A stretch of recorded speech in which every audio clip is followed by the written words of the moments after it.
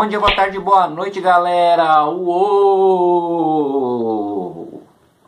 Vamos continuar o nosso capítulo. Agora é curtinho, tá, gente? Só um pedacinho que ficou faltando da outra aula. Capitalismo industrial. Capitalismo industrial teve início no século XVIII, a famosa Revolução Industrial, que vai se consolidar, né? Vai se tornar o padrão de produção no mundo a partir do século XIX. Foram transformações industriais, transformações no trabalho, transformações sociais e econômicas, né? Que resultaram na reorganização do trabalho, né? Coisa que nós estamos passando também com o advento da informação, né? Com a informação tão dinâmica que surgiu entre nós com o advento da internet, nossa sociedade também está se reorganizando. E muita gente se dá mal com isso, outras se dão bem. Mas vamos lá, né? Transição. O capitalismo que veio antes era o capitalismo comercial, também chamado de mercantilismo ou pré-capitalismo, né? Era um sistema que envolvia o monopólio, né? Só alguém que o rei mandasse poderia praticar o comércio. A balança comercial favorável, né? A colônia sempre comprava caro da metrópole e vendia barato para a metrópole, né? Por quê? Porque a metrópole, ou seja, o país que colonizava, ele tinha que ter uma balança comercial favorável, né? E o metalismo, que era o resultado da balança comercial favorável, que é o acúmulo de ouro e prata dentro dos limites de um estado, né? Então, aqueles burgueses que eram aliados dos reis e conseguiam se tornar cada vez mais ricos, começaram a investir em novas tecnologias para aí conseguir ficar mais ricos ainda, né? Porque para os burgueses não existe limite quando o assunto é riqueza. Bom, continuando. Então, nesse processo de industrialização, né, os artesãos foram os primeiros que sofreram as consequências, né? Antes, os artesãos, eles possuíam tudo o que era necessário para produzir, né? Um artesão que, por exemplo, fizesse mesas, ele possuía a madeira, ele possuía as técnicas, né, o conhecimento, e ele possuía as ferramentas, né? Ou seja, ele tinha o controle da produção. E aí, os burgueses conseguiram, obviamente não eles sozinhos, né, com profissionais capacitados, desenvolver maquinário que produziam mesas mais rápido, produziam mesas melhores, né, e produziam mesas em quantidades maiores, e aí o artesão perdeu, né, o artesão não conseguia produzir com a mesma velocidade, com a mesma qualidade, com preço tão baixo quanto os produzidos pelas máquinas dos burgueses. Então, o artesão perdeu o controle da produção e ele teve que passar a ser um proletário, né, um operário do burguês, vendendo a sua força de trabalho por um preço baixo, né? E aí os donos dos meios de produção, né, das máquinas, que eram os burgueses, ganhavam tanto vendendo os produtos como explorando os trabalhadores.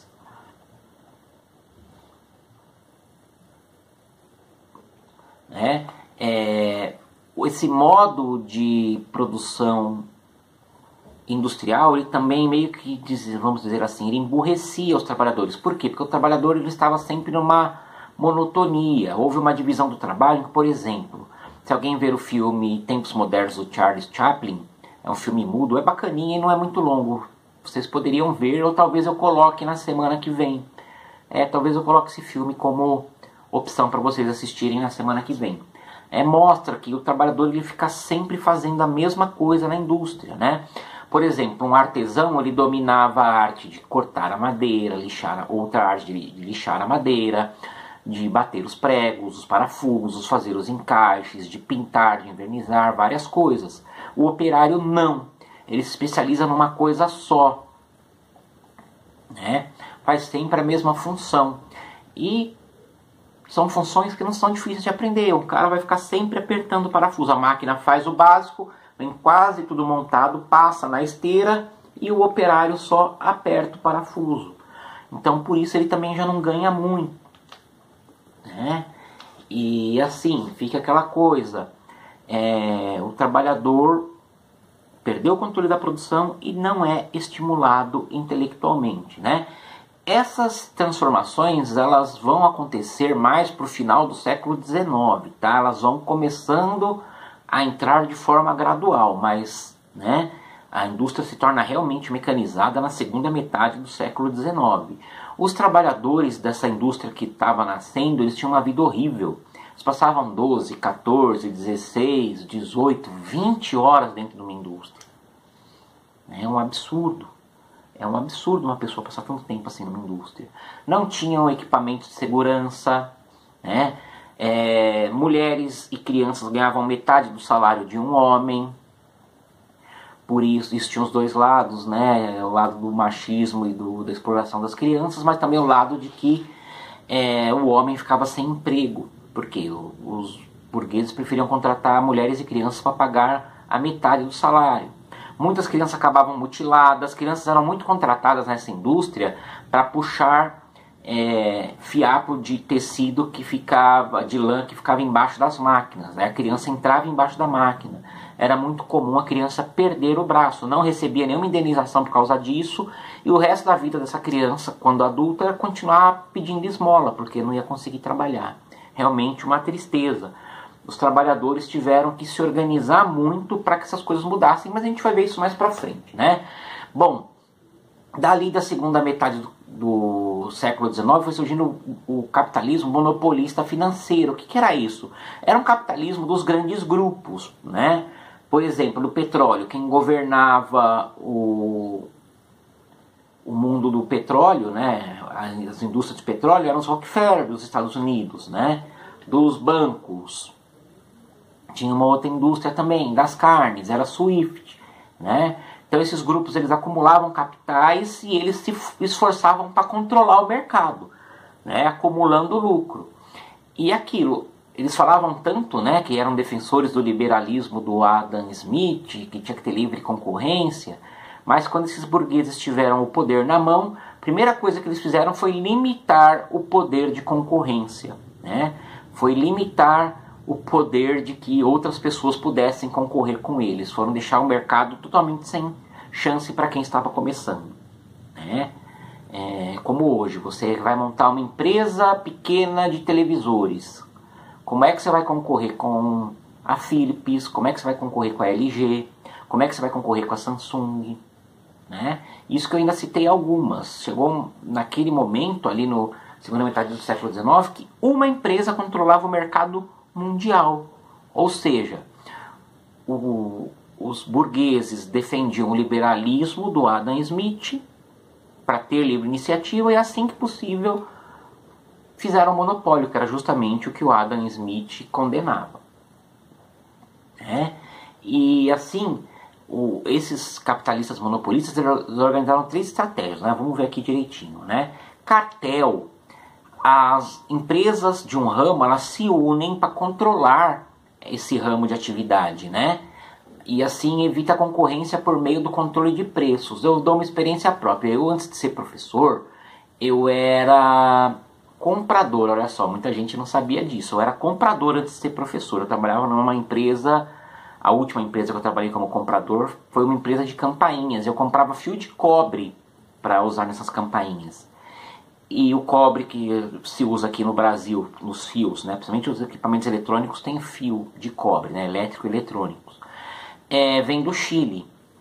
E as empresas que vendem cobre no Brasil, elas combinam e vendem todas pelo mesmo preço. Então você não tem opção no mercado, você tem que comprar de alguma delas.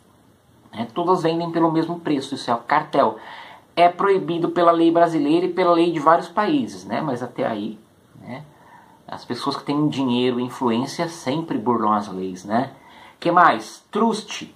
Quando várias empresas se fundem em uma, né, para controlar todas as fases de produção, distribuição e consumo. Por exemplo, uma empresa, ela fabrica, vamos voltar para a mesa, ela fabrica mesa, tá? Então, ao invés dela comprar o prego de alguém, que aí outro ramo está tendo lucro, aí ela compra o verniz do outro, né? Aí ela... Não. O que o Trust faz? Compra tudo. Ela vai comprar a fábrica de madeira, a madeireira, ela vai comprar a fábrica de prego, né, a metalúrgica, vai comprar a indústria química que faz o verniz, a tinta, tudo vai ser controlado por ela. Né? Assim ela esmaga os concorrentes. Isso mudou, tá? Hoje é o contrário, gente. Hoje tem empresa, por exemplo, que ela só põe a marca.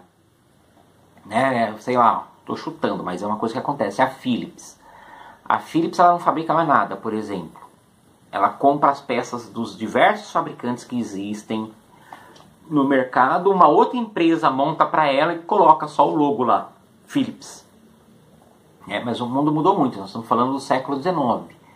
O capitalismo é dinâmico. Né? Se é dinâmico de uma década para outra, imagina em 2 séculos. Né?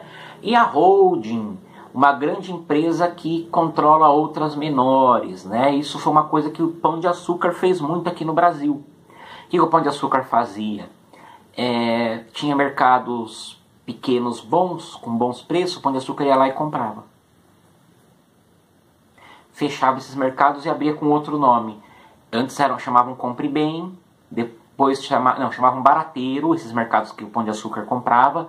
Depois mudaram de nome para Compre Bem e por último mudaram de nome para Extra. Né? Aí ficou como Extra. Era Extra perto, depois virou Extra, se eu não me engano. Né? Aí tem o Extra Hipermercado e esses Extra pequenininho. Eram todos mercados bons, com bons preços, que para não sofrer com a concorrência, o Pão de Açúcar ia lá e simplesmente comprava. Né? Com isso houve muitas mudanças econômicas, houve muito acúmulo de capital lá no final do século XIX, começo do século XX. Né? E assim, com todas essas questões, foi havendo a existência de bilionários, né? E esses bilionários começaram a manipular os estados nacionais, né, os países, para defender os seus interesses. E esse choque de interesses entre os bilionários e os estados nacionais que vão levar o mundo à Primeira Guerra Mundial. Mas isso é um assunto bem lá para frente. Beleza, galera? Uou!